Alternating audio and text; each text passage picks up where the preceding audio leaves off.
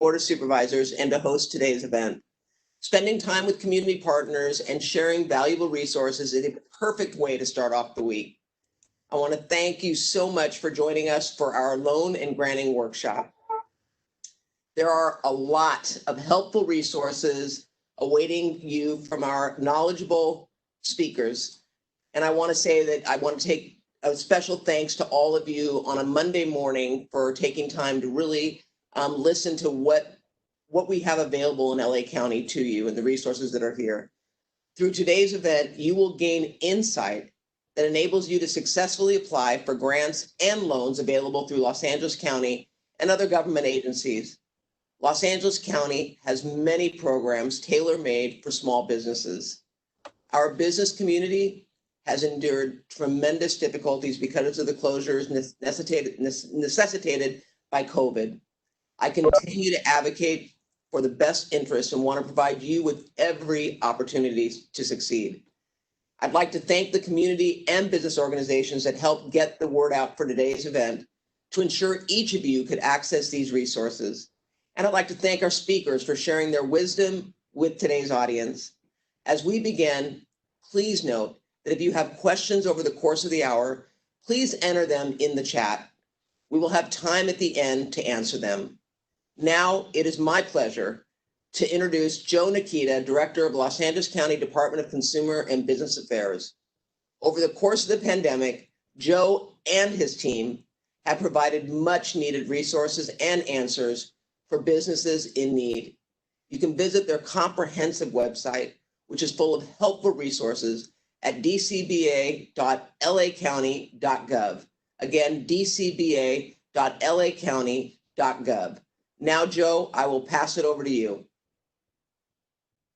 Good morning, Supervisor. Thank you so much for the introduction, and thank you for all the leadership that you've shown during this pandemic. It's certainly a difficult time for the entire community, but in particular for our business community. I know that we hear from businesses all the time, micro entrepreneurs, small nonprofits, how difficult it has been to weather COVID-19. And I just want to provide a couple of messages here to our business community that is watching.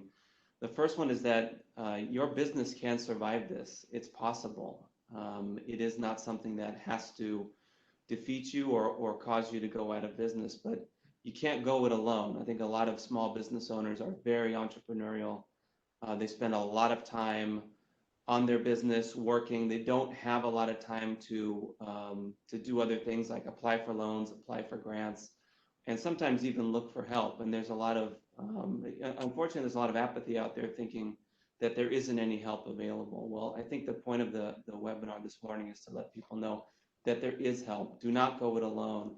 I would encourage everybody to connect with DCBA, the Department of Consumer and Business Affairs, early and often. Connect with us early and often to be plugged into available resources. And if you've had a bad experience with government before, let me change your mind, because my staff is amazing. They do really great work. They're really committed. They're really passionate. So I'd encourage you to continue to engage with us. One thing I want to note right from the outset in March, when the pandemic was taking hold here in LA County, the Board of Supervisors launched the Disaster Help Center. This is the LA County Disaster Help Center. It focuses on businesses, on workers, and on landlords and tenants. It is comprehensive. It is staffed by a call center with amazing language capability. We have almost 10 languages that we can respond in.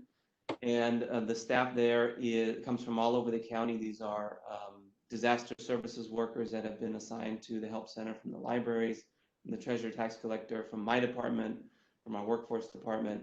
They're very, very, very knowledgeable. They're trained in all things pandemic. If you have questions about what the public health orders mean for your business, if you are looking for technical assistance, and that really means if you're looking for ways to adjust your business model or your business lines to respond to the pandemic, we can help you. We can connect you with technical assistance resources. We can talk to you about unemployment insurance and resources available for workers, layoff aversion programs that can help you maintain your workforce. price gouging. Price gouging is often seen as something that affects consumers exclusively, but it affects businesses too if suppliers are price gouging. And so if you feel like prices have been raised needlessly more than 10% on your supplies, you can get in contact with the Disaster Help Center to report that. Landlord-tenant issues. We hear about landlord-tenant issues on the residential side, but it is also a thing for small businesses as well. There are protections in place countywide for small businesses. Nearly all small businesses are protected from evictions if certain conditions are met. And if you have questions about that, you can get in contact with the Disaster Help Center. Legal assistance. We have recently entered into a contract with Betsedic, who provides nonprofit pro bono legal assistance to small businesses. If you are in need of some, general legal assistance or COVID-specific legal assistance, we can help connect you with those resources as well. And then finally, I think what we're all here to talk about is loans and grants. There are a number of programs. It's not just one program. It's not just a federal program that is out there right now. There are a number of programs, both government and private, that are providing local loans, disaster-related loans, and grants to small businesses, small nonprofits, and micro entrepreneurs. And so and there's lots of them. And if you want to be aware of all the different ones that are out there, you can call the Disaster Help Center. I'll give you the phone number. It's 833-238-4450. We can post that in the chat. The website is lacountyhelpcenter.org. Just a note about loans and grants. And so there are federal programs out there. There are some state programs out there, but I want to talk a bit about the efforts that the county is making to provide resources to small businesses at this time. Back in April, the County Board of Supervisors directed my department to work with the LA County Development Authority to launch the LA COVID Recovery Fund. This is a regional fund. It's a partnership with the City of Los Angeles and LISC. And you'll be hearing more from LISC a little later on in this webinar. But this partnership is really geared towards supporting micro entrepreneurs, and there really is not that much support for micro entrepreneurs right now. And these are folks who, by and large, have been left out of federal programming, and so the county is stepping up to provide resources to those folks. These are entrepreneurs with no employees who are making $100,000 or less a year. There are resources available for them in the form of grants. For small businesses that are earning up to $1 million a year in annual revenue, and small nonprofits also who are earning revenue up to $1 million a year. All of these folks are eligible for relief in the form of grants right now through the LA COVID Fund, and you can visit that at lacovidfund.org. Again, we'll post this in the chat, and you'll hear more from LISC in a minute on how to apply. There are $3.2 million available right now in the form of grants. There's $2 million from the county, $1 million from the city, and $200,000 made available from a philanthropic partner. And the Board of Supervisors last week allocated an additional $160 million for small business assistance programs. A lot of that will be flowing through the Regional Recovery Fund, and we're very excited to make that available to all of you in the upcoming days. There are other specific programs as well. There are programs for childcare providers. There will be programs for arts organizations.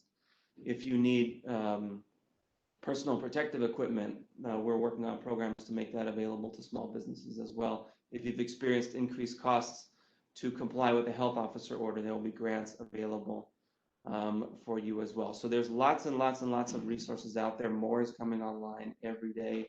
I know that there's so much information out there, it really could make your head spin.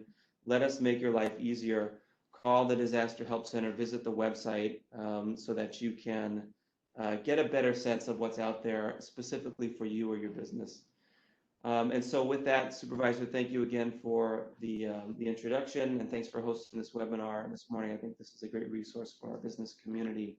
I want to turn it over right now to Tanuah Thrashin-Took.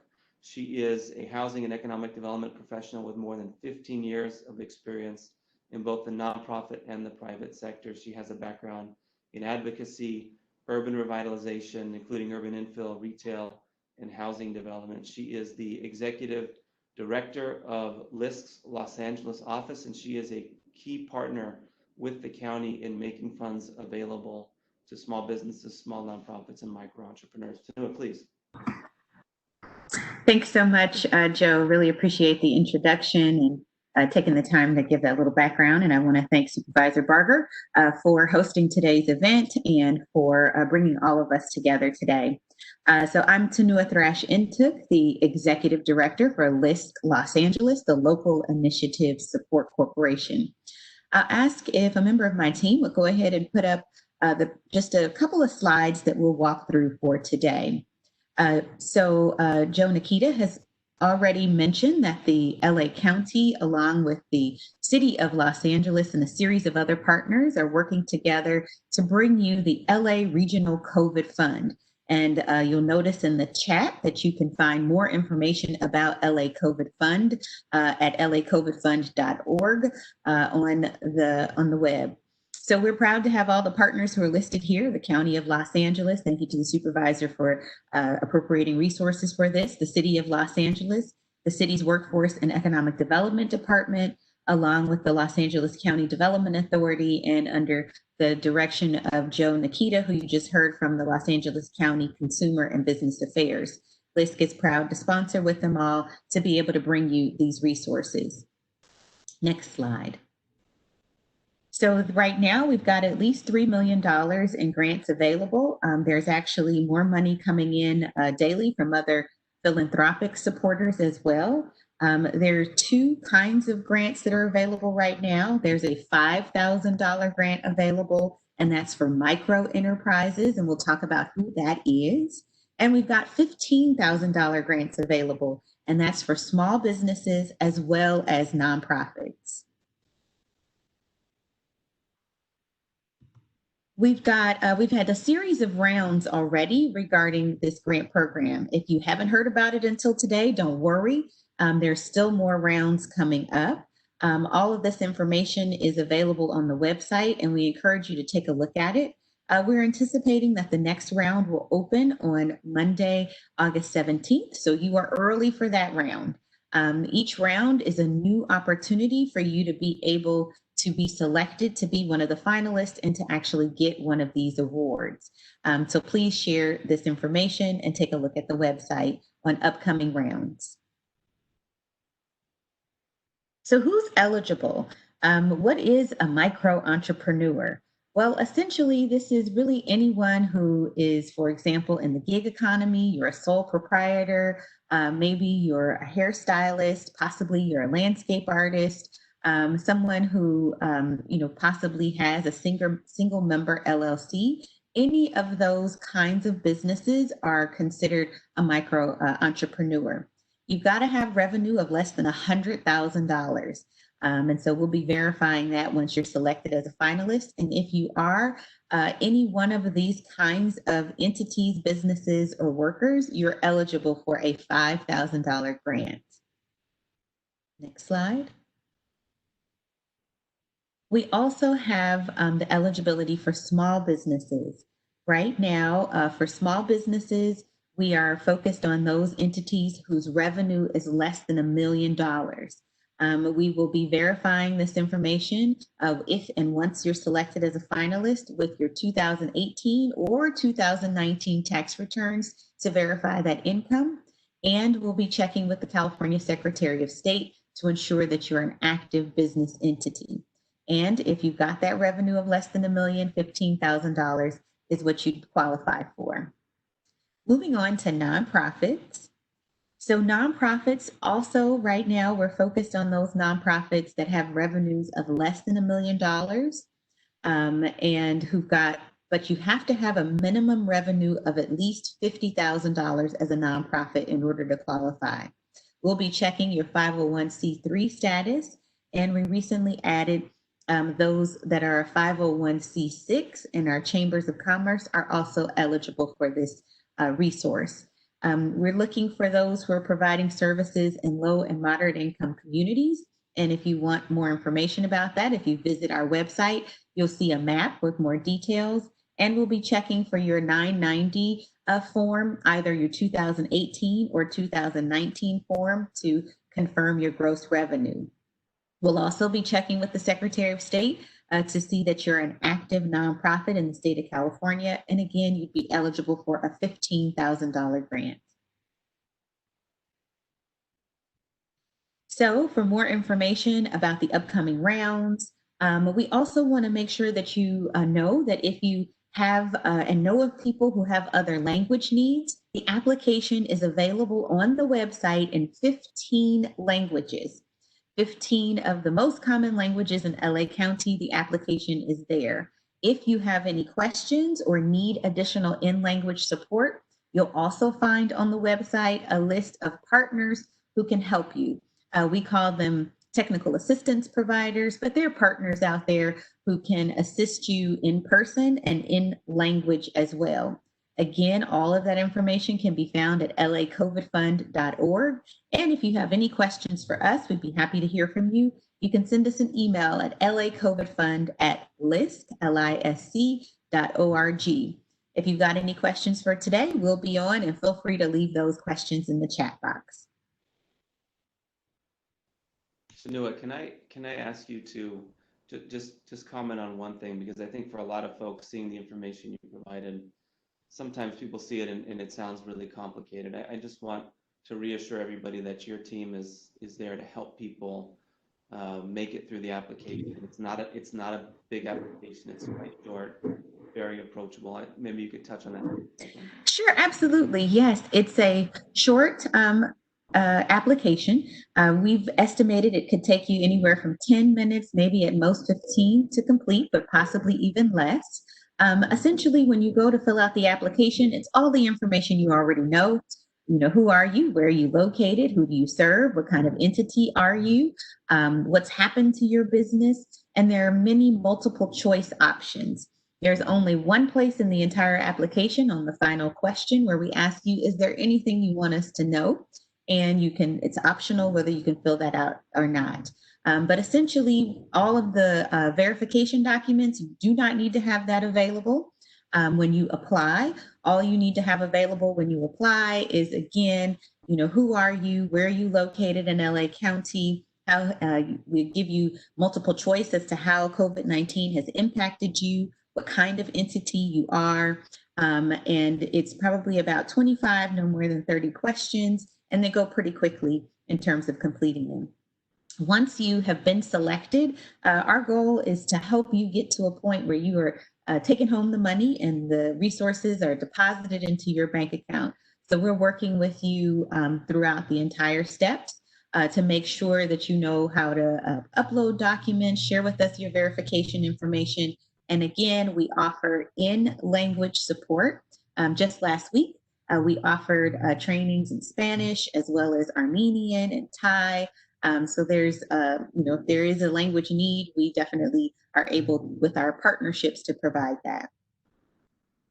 And thank you, Joe, for clarifying that. Our goal is to make this as user-friendly as possible. And I want to thank you both so much for that valuable information. I think it's important for people to recognize that these forms that you're filling out, it really is about the verification in terms of making sure that you qualify, but we're not trying to put up barriers or impediments. We want to help you to get that money into your account so that you can survive, in essence. So I want to thank you very much for that information. Now I'm going to turn it over to my dear friend, Steve Similian, CEO of California Consulting, and Senior Project Manager, Ashley Ramsey, on his team. They'll share best practices for applying for loans and grants, give insight into some tricks of the trade, and provide information about the programs.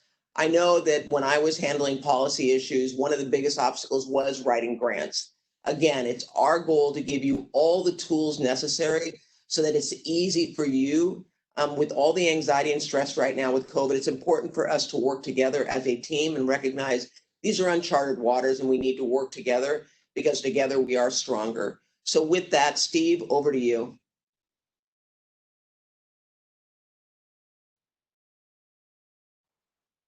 I saw him there. I know he's here. There we go. Hi, Supervisor. Good morning. Thank you. Good morning. Good morning, everyone. Steve Samuelian with California Consulting. I'm honored to be joined by Ashley Ramsey, one of our senior project managers. Ashley oversees a team of 26 grant writers at California Consulting, and we are the largest grant writing company in the state. Been around for 16 years. First, let me thank the chair of the Board of Supervisors, Supervisor Barger, navigating the county through a worldwide pandemic. I'm not sure how she does it, but she's doing a phenomenal, stellar job of handling what is an unprecedented and very unfortunate, obviously, situation. But she's doing it, and she's doing it well. So Ashley and I are going to very briefly go through the mechanics of grant writing 101, and really the do's and don'ts, the best practices, how to get these grant applications funded, how to make them competitive. All the very easy questions I want you to please send to me, and the most difficult, complex questions, that's why I have Ashley on the Zoom. So you hit her with all the stuff that's very, very challenging. So first off, there's 4 types of grants that are out there. There's federal, state, private foundation, and local. I'll run through those very quickly. So federal is going to be just exactly what you think in your mind when you think about federal grants. U.S. Department of Justice, U.S. EPA, U.S. Economic Development Administration, U.S. Bureau of Reclamation.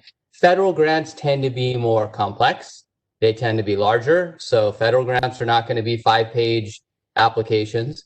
They tend to be higher dollar amounts. So they're not going to be 5,000, 10,000, 20,000. They're going to be 500,000, 1 million, 2 million. You know, we've had many, many federal grants funded, over 1,000 federal and state grants we've written that have been awarded. They're 1 million, 1.5, 2 million, 3 million. Highly competitive, larger and higher dollar amounts. The second type of grant that's out there are state grants. So state grants, we used to say when we opened the company 16 years ago, oh, the state grants are easier.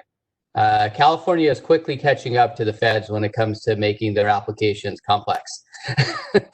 State grants are now 75 pages, 25-page narrative, single-spaced, size 12 font. You know, Ashley will talk about that.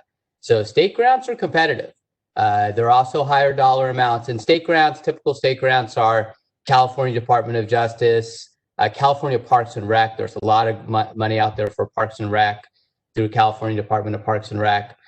Grants for streets, for roads, for highways, for nonprofits, for social services, and those types of things. The third type of grant out there are private foundation. And believe it or not, if you can think of a private company, something as simple that you might use on a regular basis, like Target or Ralph's grocery store or something like that, they have a private foundation and they have grants. So private foundations are exactly what it sounds like. A private foundation is Wells Fargo Foundation, Target, Walmart, Bank of America. All of those companies have grants, believe it or not. We write them. They're not as large. So good general rule of thumb, and I'm going to turn it over to Ashley to really get into the details in a minute, but a good general rule of thumb for private foundation grants is smaller application, smaller dollar amount. You usually have to have a relationship with the donor, relationship with the entity. So for example, if you're applying for a Walmart Foundation grant, you should probably have a Walmart nearby, maybe know that Walmart manager of that local store. That helps. It helps tremendously to have that connection. Whereas the federal and state grants, it's just scoring rubric. They have a list of the scoring rubric.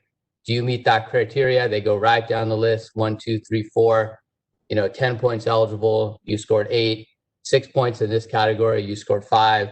Whereas with the private foundation, it's more relationship oriented. And then the last type of grant, fourth type of grant, is local. And that's what we just heard from our friends from the county, doing fantastic work, superb work with the County of LA, giving away local grants. So County of LA has grants, City of LA has grants. South Coast Air Quality Management District is a quote unquote local grant. SCAG, the largest metropolitan organization in the country, is an example of a local grant. SCAG, they're an MPO, Metropolitan Planning Organization. So these are local, quote unquote, local grants that give away hundreds of millions of dollars that sometimes go untapped because people think of grants as, well, federal, want to go after the big money. Oh, we have agencies here that have big money as well, local agencies. So those are the 4 types of grants. One last thing before I turn it over to Ashley to talk about narratives and budgets and how to write these. one of the big questions I get, Supervisor, is where do you find these? How do we know where to go? You know, Steve, how do we even know where to start to look for grants? Well, there are grant subscription services out there that you can delve into. We subscribe to 4 or 5 of them. I'm not going to give an advertising plug for any of them. You know, we don't have any interest in any of them, but you pay a subscription fee and it's a service. Grant Station, Grant Digest, Foundation Directory is great for nonprofits. We use it a lot. And then there's a free one, which I know Ashley will talk about because she uses it and her team uses it extensively, and that's grants.gov. So anything federal related, grants.gov is the holy grail. It's free. It has all the federal opportunities on there, and it's updated regularly. Sometimes maybe not as regularly as our grant writers would like, but they do a good job. They try hard to keep it as updated as they can. So grants.gov is kind of the federal, holy grail for anything federal related. So these grants, many of them have match requirements. They obviously have due dates, which are hard deadlines you cannot miss. You know, if it says 5 o'clock, if you turn it in at 5:01, you're going to miss the deadline. It might sound obvious, but you know, it happens sometimes to some of our folks that call us. Many of these grants have post-award compliance. They have reporting, they have administration, they have things you have to do after the grant is awarded. So we try to make sure that you know that up front before you apply for the grant. You know, we want to make sure you know you have 36 months of reporting ahead of you, like one big giant audit, as we call it, after you get the grant. So that's a very brief, very general, and very quick overview of grants. Very, very quick. But I'm going to turn it over to Ashley to fill in the details, go through best practices, do's and don'ts, how to write a narrative, how to write a budget, because she and her team have had over 1,000 applications that they've written that have been funded. Ashley, the floor is yours. Thanks so much. I want to start. I think a lot of us on here are small business owners and micro entrepreneurs, and there may be some municipalities involved in the meeting, but I'm going to try to focus on that small business element because I think that that's what we've got here in the room. So as Steve said, there are a lot of different options, and I'm going to just walk you through a few of them. So I'm going to try to share my screen here so you can, I don't think it's going to let me. Oh, okay. Okay, so this is grants.gov, which Steve was just speaking of. And this has it's an excellent portal to both look for grant opportunities and to apply for grant opportunities. But we're just going to go over looking for the grants at this time, and we'll discuss applying for them in a moment. So as you'll see here on grants.gov, we have a search grants tab, and we also have a search field right here. You don't need to know what keyword to look for. You can actually just hit go, but you're going to be hit with a lot of grant opportunities. And you see there's 2,442 grants that show up when you search without a keyword. And then what I like to do in our case, we go over here to an eligibility field and filter that by the type of organization that you are. So not all of these grants have eligibility that's going to be suited to your business or your community or whomever you're representing that wants to apply for the grant, the applicant. So we're just going to select one, nonprofits with 501c3 other than institutes of higher education. And you'll see that we've really still got 1,342 grant opportunities offered through the federal government. And they have various levels of specificity, various levels of complication.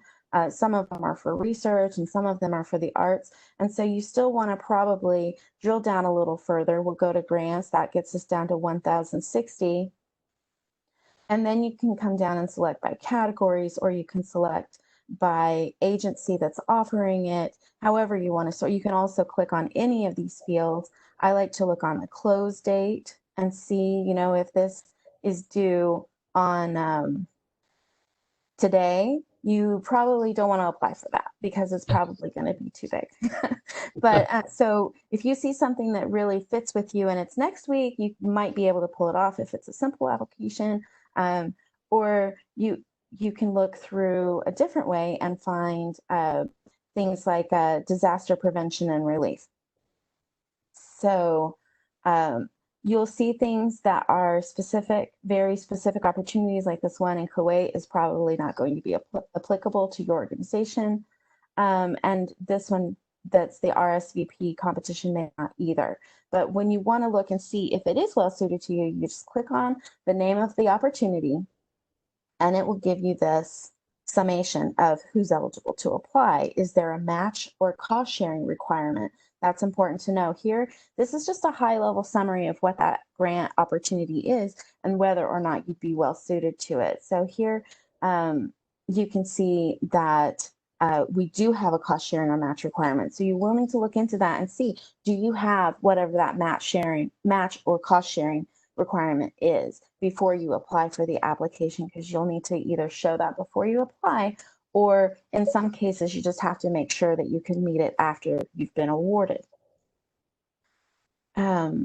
So you can also look here to see if this is going to be well suited to you by looking at the award floor and the award ceiling. This application has a minimum of $50,000 award and a maximum of $518,000.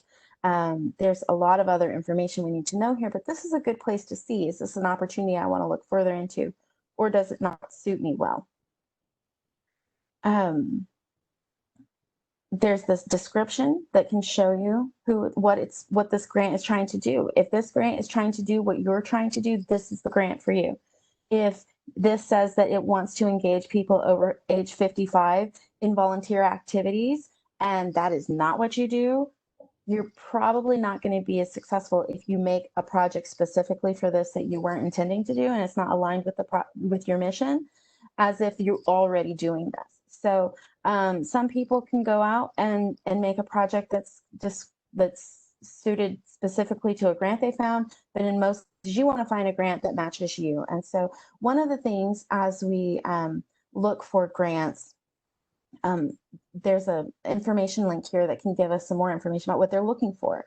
One of the things that makes grants most successful is looking at what you're trying to do and looking at what the grant wants to fund and seeing if those have a nexus or a match. Like, are you guys trying to do the same thing? Then that's a grant that you want to apply for. So that narrative that you write, whether it's a paragraph in a web form, which is often the case in grants that are targeted at small businesses, or if it's a 25-page narrative, which is more common among highly competitive, specialized federal programs. No matter what, you want to be clear, direct, answer all the questions in the order they appear in most circumstances. And you want to really drive home the fact that your organization is trying to do what their organization is trying to fund. This is just an example of some of the information you would find. We've got the deadline very clear. It is a hard deadline. There's rarely ever any extension. I would bank on the fact that there's not going to be an extension under any circumstance. There are some very rare exceptions, but don't count on them. There's a lot of applicants for these opportunities, and they're not looking to accept additional grants to be kind. They're looking to get through and evaluate the massive amount of applications that they already have. So along those lines, when you have these instructions, you want to look through them extremely closely and follow those instructions, whether they're called instructions or guidelines. Notice of funding opportunity. That is the key to finding to making a competitive application, is following every instruction in those guidelines. So go through the instructions, follow all of the steps. Once you've created all the documents you need to create, like the narrative telling your story, your budget, and your timeline, whatever is needed, always go back and check them again against the guidelines or instructions to make sure that you followed all the instructions. As Steve said, some will say you need to use Times New Roman size 12 font, And in those cases, if you don't use Times New Roman size 12 font, they may decide to not score your application. And then you've done all that work and it's not going to be evaluated at all. Thankfully, there are a lot of organizations that are trying to make things simple and direct for small businesses, just like LISC is doing, and that they will help you. So if you have any questions, you can always reach out and ask them. In addition to grants.gov, you can find other grants by going to the departments or organizations that you think might have grants. Here, I just looked up, I did a Google search for this to prep for this presentation, and I typed in LA County grants, and I found this list of funding that is available through the Department of Public Health. These are going to be, if your business is related to public health in some way, if it's, substance use treatment, substance use disorder treatment rather, or substance use prevention based, there are funds available for that. And so this department has a list of their open solicitations. That means the ones you can apply for right now. And all of the information that you need right here. It's very easy to navigate. You just follow those links. There's also a contact person if you have questions. Sometimes you might also want to look at the closed solicitations. These are ones that are not open right now, because occasionally these will have a cyclical nature. In some circumstances, they almost always have a cyclical nature, like as in these grants are going to be available at approximately the same time every year or every 2 years. So even if you missed one right now, you might be able to start prepping for it for next year if it meets your goals for your organization. Just another example of what this might look like. The Los Angeles County Department of Arts and Culture has a funding page. So you'd see this funding opportunity here, and they have a drop-down list with their various grants. Oh, and you can also scroll down here and see, are you a school district? This is where you'd see what grants are available for you. Are you an artist? You might want to be engaged in the art internship program. And there's other organizational grants and community grants. So you'd follow through those to see how they might fit for you. And then another one right now I wanted to go over very quickly because it may apply to a lot of you is seeking FEMA funding for support following the or during this pandemic. FEMA funding gets distributed through the California Governor's Office of Emergency Services, and this is their front page. I wanted to come to the front page so I could show you how to navigate over to places that might help you as local businesses. So you'll see here at the top, it says businesses and organizations. And then this is where it gets a little confusing and where my experience with Cal OES comes into play. They usually present their preparation and prevention on top.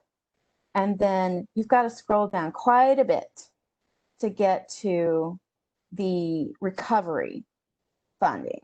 And you can see here is where we come to available grants for victim services. They've got the forms that you need. And they've got lots of help available, but they are spread pretty thin because everybody's going through this right now. But I would not hesitate to reach out and ask questions and ask for help in trying to get any of your questions answered through any of these grant programs. But you can see here these grants that are available. Actually, these look like they're all of the requests for proposals that are applicable throughout the agencies. I'm going to go back one because we do have some business opportunities. You can apply for funds through FEMA as a business if you have had damages, and they've been working, FEMA and Cal OES have been working to try to streamline the application so that you just enter in identifying information, a little bit about how you've been impacted, and then you attach proof of the expenses that you've had to handle. This is not so much like lost revenues or if you need help trying to cover your payments to your employees if you have them. But this is more about if you've had to pay for expenses to try to control the pandemic. So that's the page you want to explore through that alone. And I want to hop over here to the Small Business Administration. I saw some notes about trying to start some new businesses in the chat, and I've also seen a lot of relief about coronavirus and the economic impacts that it's had on all of us. The Small Business Association is really going to be at the federal level one of your main contacts for business grants and loans, especially for small businesses and micro entrepreneurs. Although I'm not as familiar with micro entrepreneurs, the LISC opportunity seems like a really excellent one for that. And I'm not sure of the restrictions on size for these, but you can see here that we've got an apply here link to the loan application for COVID relief. And there's also some more information that you can follow. You want to make sure, though, when you're dealing with this, because there's so much information on the web, just double check this extension that you're going to is a .gov or .org, and make sure that it's a reputable source, because there are ways to get lost in all of the information and end up on a page that's maybe not trying to serve your best interests. So make sure all the departments at federal, state, county level are going to have clear web addresses that indicate who they are. So just try to be careful and use discretion as you do that. Then I'm going to stop sharing because we don't need this anymore. Just a general overview of grants. Follow the guidelines.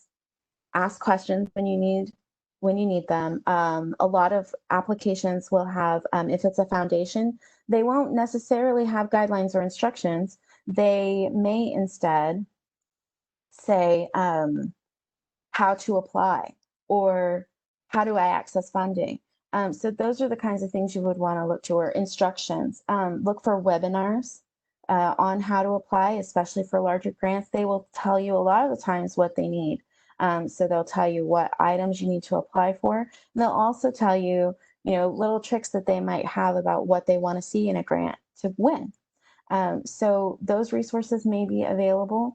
You want to look for those online. And don't underestimate a Google search for funding opportunities as well. Just make sure that the organization that's producing it is reputable, as in you've heard of them, or they're responsive to any requests or questions that you have, or you can verify that they're a department of the government. Ashley, real quick. Yes. This is to Steve. Just want to interject. There is a FEMA Cal OES grant that we are writing right now for many of our clients. Now, given many of our clients are cities and school districts and colleges and universities, but this particular FEMA Cal OES grant is for the pandemic relief. It's actually called the Pandemic Relief Fund. We've obviously never seen it before because we've never had anything like this. FEMA just released it. They're administering it through Cal OES. It's for cities. It's for school districts, it's for colleges, and the reason I'm bringing it up, it's for nonprofits. And it will reimburse you for all of your COVID-19 related expenses. Now, there's some caveats. I got excited when I heard this. All of our grant writers got excited when we heard it. And we started going back and forth with FEMA, calling them every day, emailing them every day, getting down into the nitty gritty, right? So there are some exceptions. It's not a blanket coverage for every single nonprofit in America that's going to get reimbursed for their expenses. But if you meet the criteria, they will reimburse you, they being FEMA via Cal OES, for COVID-19 related direct expenses. Direct expenses being purchasing of gloves, purchasing of hand sanitizing stations, protective equipment, the plexiglass that you see being put up at in different facilities, hand sanitizing stations at parks, for example. We got reimbursed for, got some of our clients reimbursed for.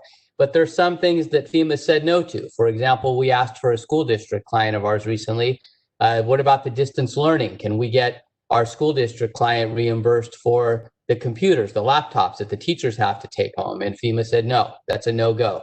We're not going to fund that. So there are exceptions, but this FEMA Pandemic Relief Fund grant, we're writing a lot of them. Ashley's team of 26 grant writers, we're probably writing 40 or 50 of them right now. It's a case-by-case basis, but nonprofits are eligible. That's the key. Nonprofits are eligible. And of course, cities, school districts, colleges, universities. to get reimbursed for direct pandemic expenses. One thing that is eligible is staff overtime. Regular staff, not eligible. So regular staff that you're paying no matter what, you've been paying pre the pandemic, not eligible. But overtime you've paid because of the pandemic, you've had to bring in extra staff, pay staff extra. Maybe you've had to hire extra janitorial staff to do disinfecting and cleaning, deep cleaning for the pandemic. That's eligible. So that's just one grant. If you're wondering, what are these 1,000 grants Steve's talking about that we've had funded? They're everything from police motorcycles to fire trucks to parks. But right now, today, this is a big one. The FEMA Pandemic Recovery Fund is a big one we're writing a lot of. Ashley, I don't know if you want to add to anything about the FEMA grant we're writing right now for everybody. No, I think it just that it needs to be directly related to preventing, responding to, or preparation for the COVID pandemic. So as you were getting ready, what did you do? And as we're responding to prevent community spread, hand washing stations at food banks, whatever it is that you've had to do to help control the spread of that disease, you should be able to have that invoice you paid for, your receipt, and put it into the portal that FEMA Cal OES has made. Do that on a rolling basis. Go ahead, start your application now.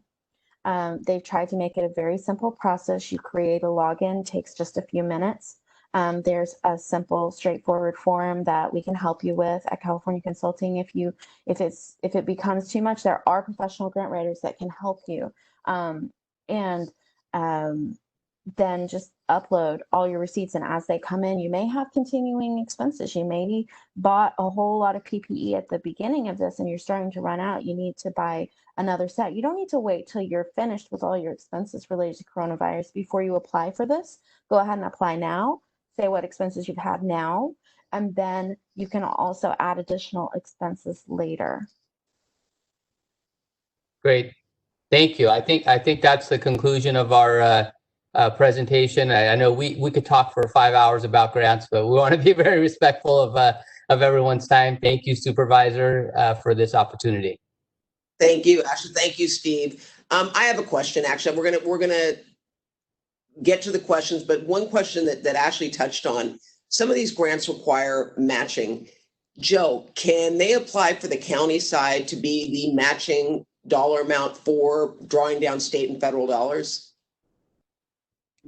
Great question, Supervisor. Probably not. I think that this, the way that our funding is structured, would probably not be, would probably not support a match for another federal or state grant.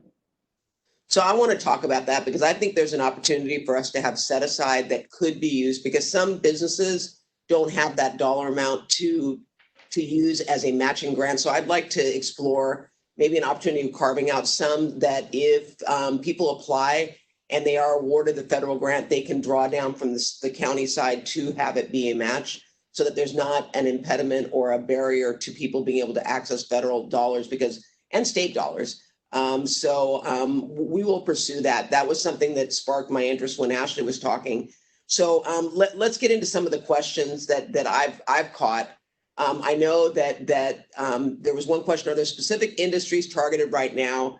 I'm in educational tutoring and youth mentorship with Parks and Rec in the 4th County. And I think the So answer. I'm happy to. Go ahead. Oh, sorry, Supervisor Barger. I was going to say I'm happy to help with that question. When it comes to the LA Regional COVID Fund, all industries are open and are eligible to apply. What we're targeting is those who are working in low and moderate income communities, but that could be any industry. So you'll see on the application, we do ask you what industry you're coming from, and there's no limitations or priority on one versus another right now. Fantastic, thank you. Another question is, what will there be funds available for nonprofit organizations whose revenue is less than $50,000 that are serving the community? That's an excellent question. And for the first 3 rounds, we did have resources available under the nonprofit program, available for those who had revenues of less than $50,000. But we've got some additional funds that are coming in that look like they're federally situated. And so that means that we are not going to be able to support nonprofits whose revenues are below $50,000 at this time going forward. Great, thank you. What kind of information needs to be verified for micro entrepreneurs? Are tax returns for 2018 or 2019 required? Yes, excellent question. For our micro enterprises, we're simply looking for your federal tax returns. So you can either share, if you're selected as a finalist, this is only if you're selected as a finalist, we'll ask you for that. And it's either 2018 or 2019, and you'll be able to show revenues of less than 100,000. Excellent. Now this one's a new business owner, an independent consultant. Are loans or grants to start new businesses available? Will someone speak to this? So the LA Regional COVID Fund right now is not focused on startup businesses. There are other resources that are out there for that. We happen to have another resource. If you go to the LISC.org/Los Angeles, we'll put that in the chat, that website. We do have a program called Kiva, and it's a crowdfunding platform, and it allows you to be able to access low cost, actually no cost loans, no fees, no interest, to be able to start your business. So you might want to check that out, our Kiva program. Great. So I think that piggybacks on this next question. I saw someone who said they're a photographer, which means they're an independent contractor. Would they be eligible? Absolutely. That's exactly who we're looking for. Someone who, the way they make their money is they're out there taking pictures of events and people and families. If you have revenue less than 100,000, you've got potentially a $5,000 grant that you could be able to access under this program. Supervisor, if I could just jump in, I didn't mention EDA, the federal U.S. Department of Economic Development Administration. They have large federal grants for existing businesses that are adding jobs, or for new businesses that are just starting that are going to create jobs. So it can serve one of two functions. Either you're an existing business, you have 50 employees and you're going to move from 50 employees to 70 or 80 or 100, or you're starting a new business moving into a city. The trick with EDA is it's for infrastructure. So it's not for salaries for employees or salaries for the management. It's for infrastructure. So you have a company, that company exists in a city. You have 50 employees, you want to move to 100, but in order to move to 100, you need to build out the building, or the building needs an expansion of a sewer system or sidewalks, parking garage, those types of things. EDA will fund that infrastructure. And we've had many EDA grants funded. They're competitive, they're big applications, but EDA is a phenomenal source for both small businesses, medium-sized businesses, and even large businesses. And that brings up another idea for me. Also, these EDA are siphoning federal funds down to municipalities that are choosing, and sometimes counties, that are choosing to offer those funds as small business grants and small business loans with no interest or very low interest. This is not new either. Some of these cities have engaged in assets for independence programs where they help you save money to start a business. So don't discount if you live within a smaller community in LA County or even in the city of Los Angeles. There are grants available at the very local level too to help your small business. So I would look at your city's government and see if they have offered any loans for small businesses or grants, including any assistance for landlords. Very good, Ashley. And actually, the city of Los Angeles is a good example. They got some CARE Act federal dollars, and they've carved out, as the county has, to make sure that when we receive the federal dollars, we apply it to our businesses here. And so we're taking that money and doing exactly what you just said. And I know the city of LA also has leveraged some of their CARE Act dollars to do that. So with that, we're coming to the end, but I have to say we have a lot of questions. We will respond to the best of our ability in terms of some of the questions that are specific. But please, if you take nothing else from today, I want you to know that we are here to help you really get through this pandemic and get through it in a way that's going to help you financially. I'm going to follow up on the issue of the matching grants, understanding that for some that may be something that's going to, if they have to provide financial match, that they may say, I can't do that. We want to work with you. I would encourage you to go on the lacounty.gov website. And we, as you heard from Ashley, through different departments do have grants that even pre-COVID were available, but now with post-COVID or during COVID, we are trying to enhance and provide as much support as possible. But again, I want to thank everyone. I want to thank you all and understand we want you to apply for any grants or loans that are available, and most importantly, to see the businesses in Los Angeles County thrive. That is our goal. Our goal is to work with you. So thank you very much for spending your Monday morning with us.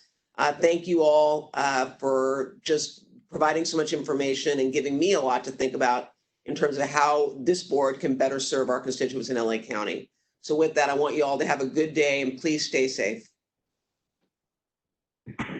Thank you so much.